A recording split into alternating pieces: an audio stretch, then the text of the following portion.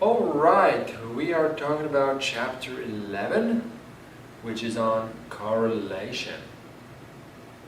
So in this chapter as well as the next, we're trying to investigate whether there is a relationship or a link between two factors. Like, for example, the hours that you slept the night before and your mood. Is there some relationship between them that we call the correlation? Is there some correlation between them? That the number of hours slept affect your mood, or mood affect the number of hours slept, or some link between them? That is what we're trying to investigate. Now, if we have a sample of 6 people here, 6 people with hours slept and mood associated, according to some rating, I could graph them by way of a scatter plot with, for example, the hours slept on the horizontal axis and the mood rating on the vertical axis. And I could find some pattern in what the dots suggest. That there seems to be some line that resembles the relationship between these two variables. Something like that, maybe. And if a line is sloped like this, bottom left to top right, it means that if I increase the hours slept, then I expect my mood to be better. Increased hours sleeping should correspond to a higher mood rating. We're trying to see if visually, at least, by way of looking at a sample, there is a relationship that's suggested by the sample. So if the first step is to make a scatter diagram, I make the horizontal axis and the vertical axis, decide which one goes where, or the question will specify, then see the range of values that I have, and mark them off, and then, put a dot for each of the values that we have, and then we want to visually see, what does this suggest? Hopefully I have a large enough sample so that I can see a nice link between the two, but that's not always the case.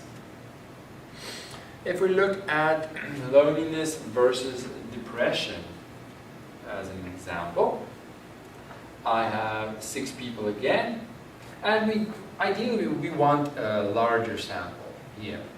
But because we want to do these things by hand, we have a limited number here to make it manageable. But in practice, we'll have much larger samples to work with. Let's just see where I am right now. Okay. So again, I have my, for example, loneliness scale here at the bottom and depression on the vertical axis, and I plot 1. Loneliness corresponds to depression of 2, so I put a dot there.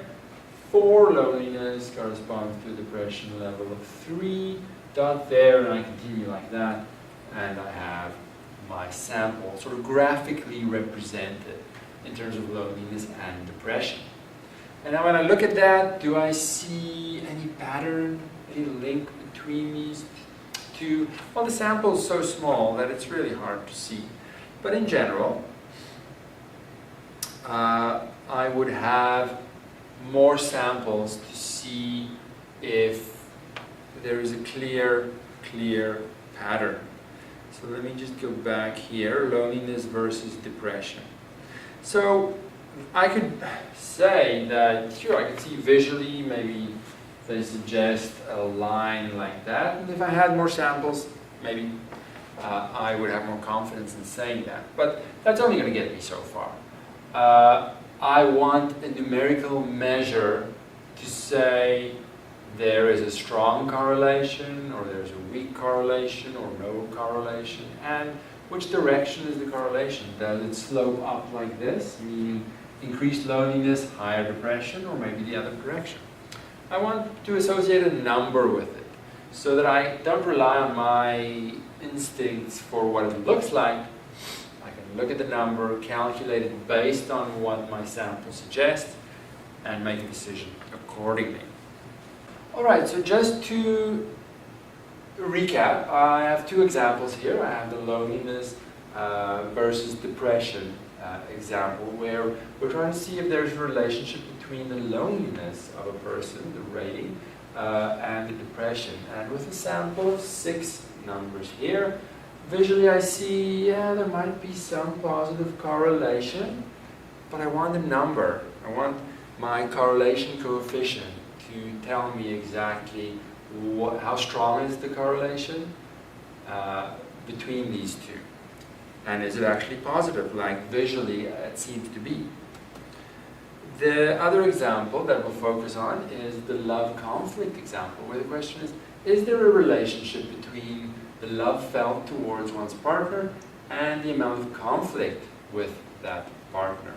So, in a sample of 7 people, we rate the love and we rate the conflict, and we get this scatter diagram. Now, because I don't have a very big sample, I can't say for sure. It might suggest some sort of negative correlation, that a lower love rating corresponds to a higher conflict rating. But again, I want my correlation coefficient, the measure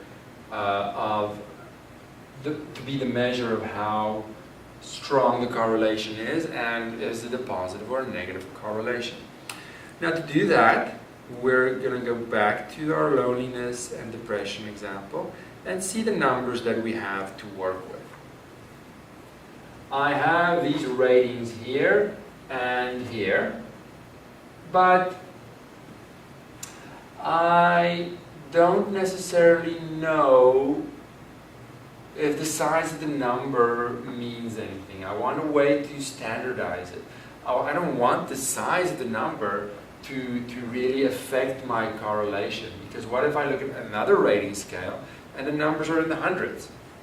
That doesn't mean it's a stronger correlation just because the numbers are bigger. I want to standardize the numbers by way of my z-scores and then compare them and see if there's a correlation. So in order to do that, I need to look at the deviations from the mean. I need the sum of the squares in order to get the standard deviation.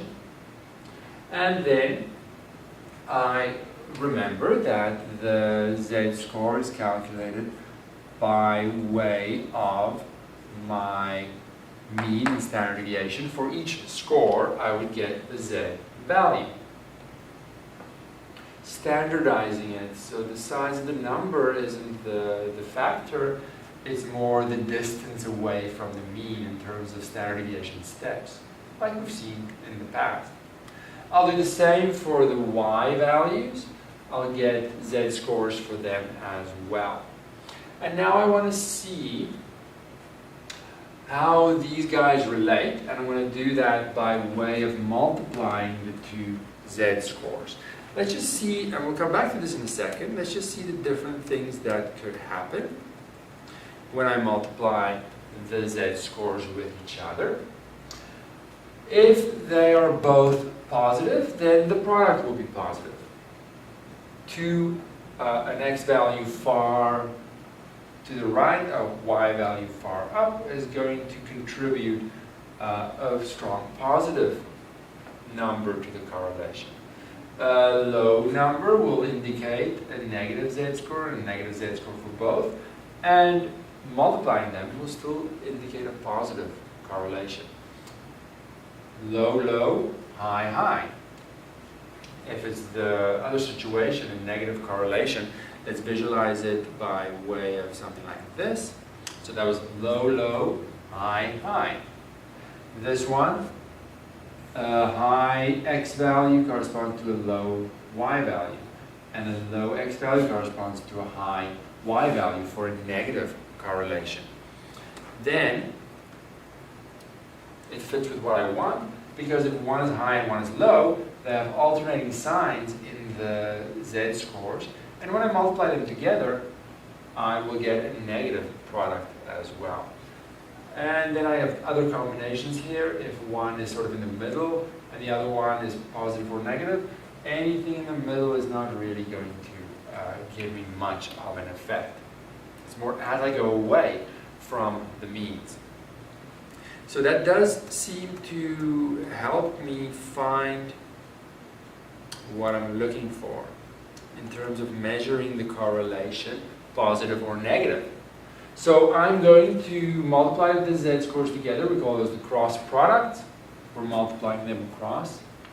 And we'll add them together to get the sum of the z-score. Now we haven't talked about this guy yet, just focus on the sum of the z-score. So I get a 4.39.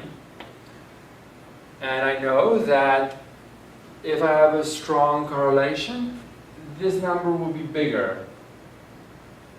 Stronger correlations, two highs or two lows, those numbers will make bigger cross products here and give me a bigger sum.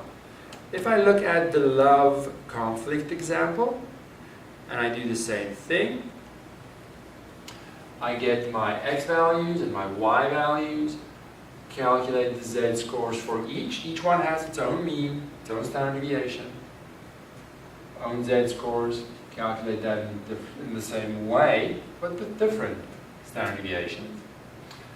Cross products, add them together, and now I get a negative 4.48. So these two examples seem to have the same strength in correlation, but one's positive and one's negative. All right.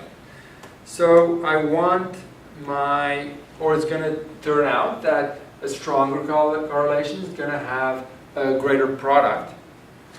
But if I look at a couple of examples, if I take a couple of x and y values, I get a cross product of, let's say, 2.8. If I get more, of course, my cross products, my products here might add up because I have more of them to add up, and I might get bigger and bigger values. Does that necessarily indicate that I get stronger and stronger correlations suddenly? Not really. The numbers just get bigger and bigger because I keep adding them.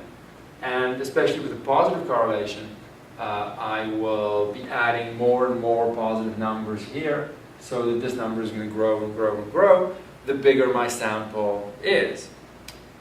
And that's not quite what we want, because it's the same correlation throughout. I just get more accurate when I look at larger samples. So, same thing here.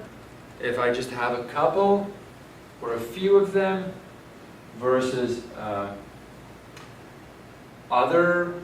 same relationship, but the variables are a little further apart, I get a cross product sum that's bigger, but it's the same relationship.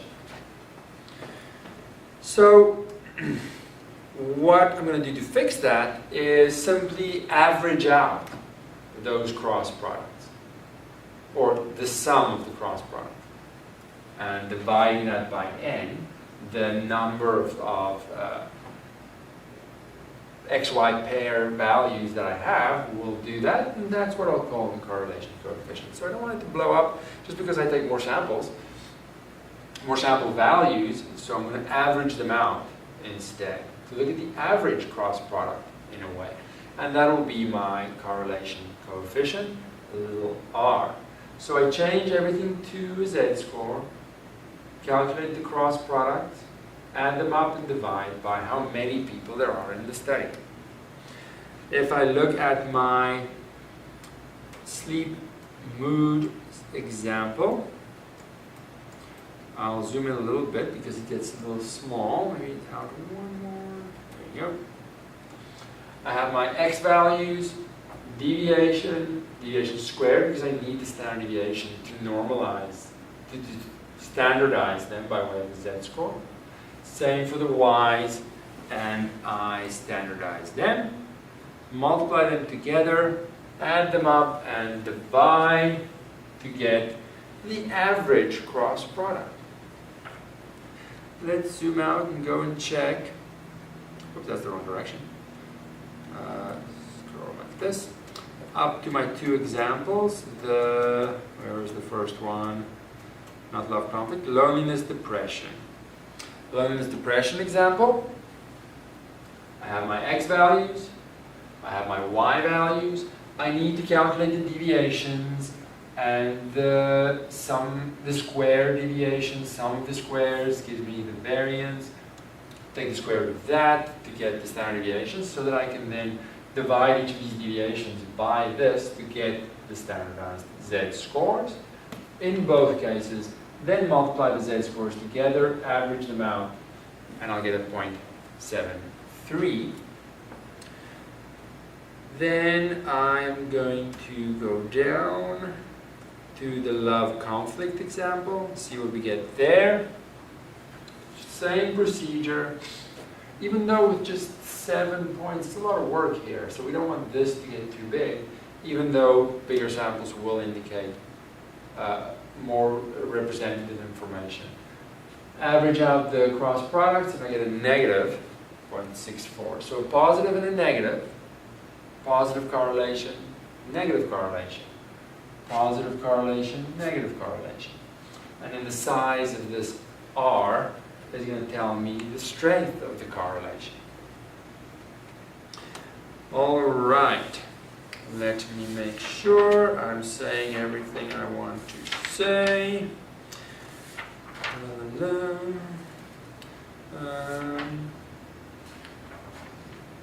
That is 11.4b. I want to say that.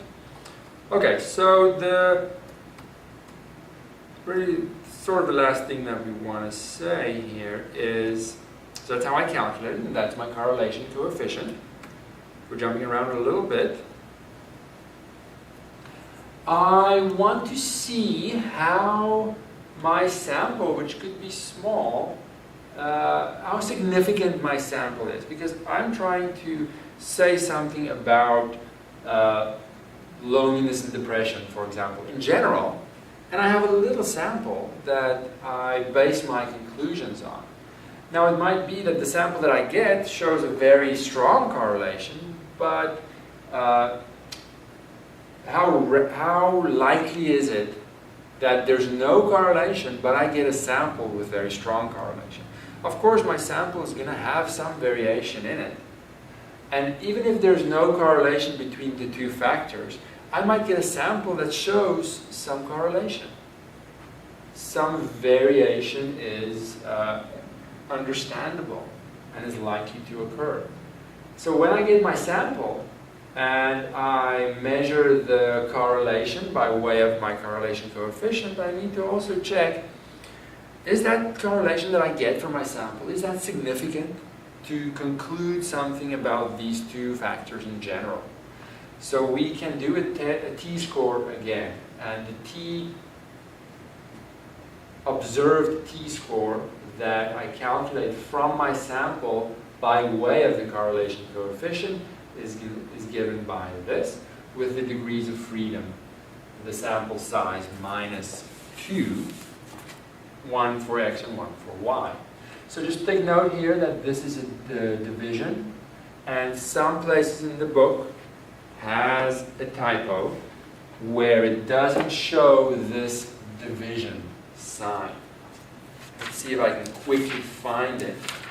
I know of one somewhere, and of course now on the spot I won't find it. No, I can't seem to find it right now.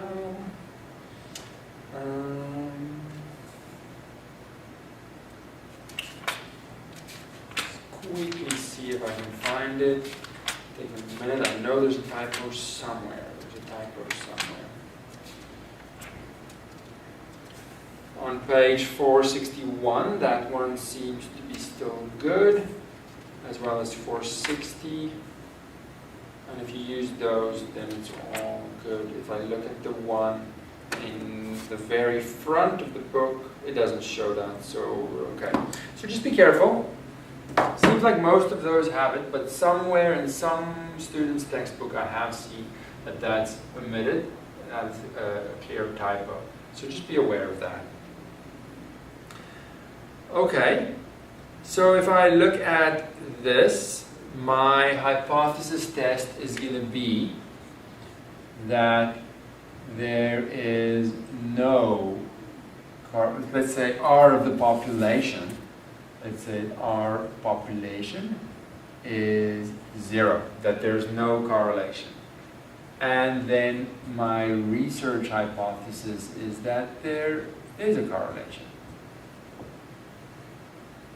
So I'm going to look at my t-test and decide whether or not to reject the null hypothesis. Whether the evidence from my sample is strong enough to suggest that there is a correlation. So I look at my loneliness versus depression example. I had a sample size of 6 and a sample correlation coefficient of 0.73. I calculate the observed t-score and I get a 2.15. And I can look at the love and conflict example where I had a sample of 7 people and I got an observed correlation coefficient of negative 0.64. The t-score corresponding to that is 1.88. So let's look at the first one, for example. I can calculate the observed t-scores coming from my observed correlation coefficient, and I want to see if that suggests that it's significant enough that there is going to be a correlation between them.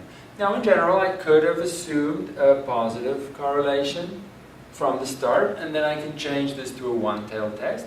But if I have no idea, a two-tailed test is more common. So if I look at my t-distribution in this first example, degrees of freedom is 4 because it's n minus 2. Where is my cutoff for, let's say, an alpha of 5%? Two-tailed test would be 2.5%, 2.5%. What was the t-score that I'm looking for? Degrees of freedom 4. So let's go to my table. Where is my table? T-scores, t-distribution. Degrees of freedom 4 for a tail, 2.5%, or within two-tailed, 5% alpha. Degrees of freedom 4, 2.776. 2.776. 2.776. Negative 2.776. And my observed t-score is 2.15. So sadly, that is not. So that is my t observed. And my conclusion would be that it is not significant enough, even though the sample has. This is why the test is so important. Even though the sample shows a strong correlation, it's not significant enough in terms of the variation that I suspect the population has, and all the factors combined, that I could have no correlation between those two factors and still have a reasonable chance of selecting, reasonable in terms of my cutoff, of selecting a sample of 6 people with this correlation coefficient. Now you could have, I'll just expand on this one and you can do this one for yourself. You could have looked at it first and said, well, loneliness and depression is a positive correlation, So we could change this to say I'm looking for a positive correlation, and then the null hypothesis is that there is no correlation. Then my two-tailed test will become a one-tailed test. And now, because I'm adding information, I know more information that I'm testing only positive correlation. What is my cutoff t-value now? Well, with a 4 degrees of freedom, I'm looking at a one-tailed, which is going to be 2.132, just out of curiosity. Which how does that put me? 2.13, oh, that's so close. That is so close. I'll exaggerate it a little bit, just for effect here. Cutoff, 2.132. So in that case, if I ignore the possibility that it could be a negative correlation as well, the evidence, and sort of knowing that I'm testing for a positive correlation, the sample is just significant enough to say that, yeah, if I'm under the null hypothesis, assuming that it's not a positive correlation, and now I get something like this, yeah, it's going to be just past my cutoff, so I can reject the null hypothesis. But if going into the study, I don't know what it's going to be, I can't look at my sample and say, I can't necessarily look at my sample and say, oh, the sample has a positive correlation, therefore it must be that the whole thing has a positive correlation. It might be risky to say. So a two-tailed test is a little safer, and I don't want to reject it for just any sample. I would have to have a much larger sample to really be more accurate. So with that smaller sample, there's a lot of variation that I can get, and a two-tailed test might be the safer way to go. You can do the love and conflict example on your own. Let's look at the sleep and mood example. Where am I holding this? I don't know. Sleep and mood example, where I'm now just emphasizing the steps a little bit more than our informal introduction to the hypothesis testing here. I have people like these in the study versus people for whom there's no correlation between the number of hours slept and the mood. So I'm going to do a two-tailed test here because I don't know which way it's going to be, and I can't necessarily conclude from my sample that it's going to be the same as what the sample suggests. Population 1 has a different correlation than population 2, or the same. In fact, then no correlation. So I have a t-distribution, 2 less than the sample size. So my cutoff t-score is like we've had before, 2.776 for a 5% alpha. I look at where my observed t-score sits, and it's at 3.23 in that situation. And then I can be much more confident in saying, yep, it's more extreme than my cutoff value. Either directions were covered. I'm going to reject the null hypothesis. There is a correlation between these two variables. And in fact, based on my sample then, there's a positive correlation between the two. So again, we'll have effect size. Now the correlation coefficient can serve as the effect size measure in this case. And depending if I'm two-tailed or one-tailed, that is going to play a role. So this first table now is backwards a little bit. In order for me to get an 80% power for the study, what is my sample size that I would need? So if I have an effect size of medium, small, or large, 0.1, 0.3, or 0.5, then this tells me if I have a very small effect size, very small correlation coming from my sample, I need big samples in order to ensure a good enough, a high enough power. The other table, like we've seen many times before, two-tailed or one-tailed, depending on my sample size and my effect size, what is the power of the study. So we read those in the same way as before. To wrap it up, I'll just briefly mention that the correlation coefficient doesn't indicate causality. It doesn't indicate which variable depends on which one, which variable affects which one.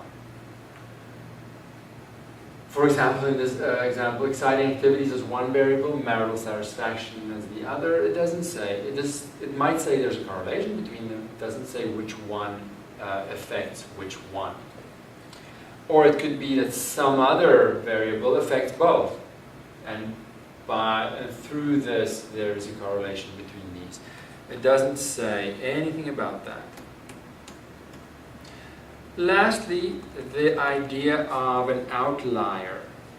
An outlier is something that doesn't really fit with the common values that I would get as sample values. Something a little more extreme. It's unlikely, but it can happen. It doesn't fit with the majority of the common values that I could get. Even though there's variety between them, some extreme values could occur in my sample. And that has an effect on the correlation coefficient, because it's, in this extreme little example, this one is going to mess up my z-scores a little bit. If I didn't have this one, I see a nice positive correlation, and my correlation coefficient will be fairly high. But because of this one, that's sort of indicating something that doesn't fit with the rest, it will have an effect on the correlation coefficient. And I have to keep in mind to not just blindly calculate the correlation coefficient and run with it, but look at if there are outliers, and there are fancier tests, more sophisticated tests to identify outliers, and perhaps get rid of them and then see what I have and see what the correlation is suggested to be by way of the sample that's a little bit more realistic. I don't want a couple of outliers to cause me to conclude that there is no correlation when in fact there could be. So it's important to be aware of the negative side effects that outliers and their presence might have.